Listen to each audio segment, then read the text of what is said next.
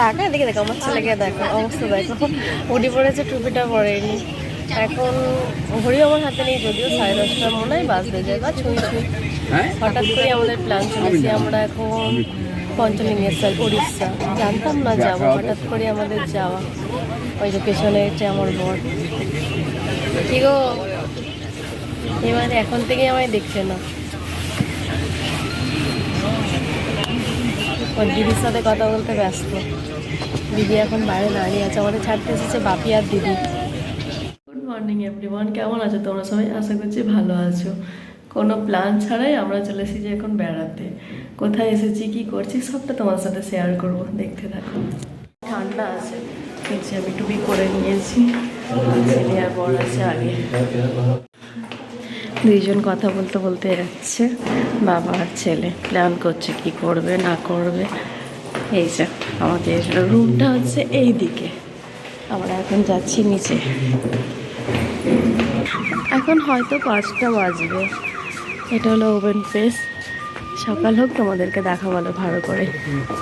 এই যে আমাদের গাড়ি।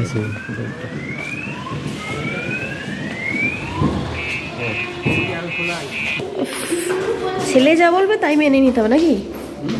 ও থাক বললো তোমার থাক। আমার ছেলে ঝড়ের আগে চলে যাচ্ছে। আমরা এখন রুমে ফেরত যাচ্ছি, পরে নামবো আলো ফুটুর আগে। হ্যাঁ ওখানে যাবো, চলো। আমার ছেলে সুইমিং পুল করেই গেল।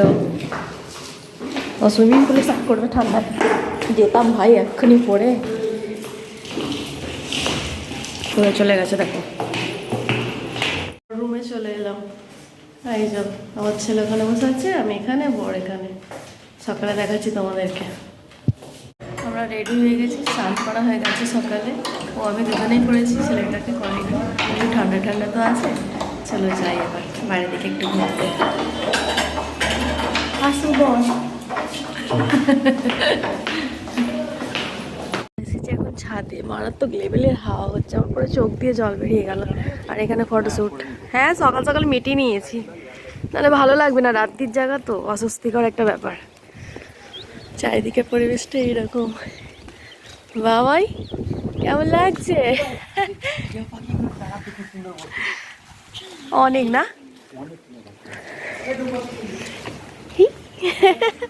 গুড মর্নিং বেটা। গুড মর্নিং বর। দেখো এদিকে তাকাও, অপূর্ব লাগছে, অপূর্ব। হ্যাঁ ওইদিকে গেলে ওই ভিউটা পাওয়া যাবে, বুঝলে?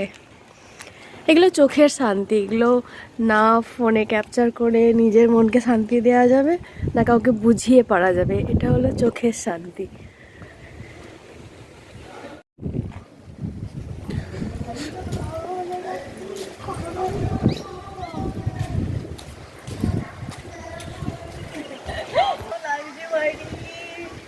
তোমার চাদরটা উড়ে চলে যাবে তলাতে।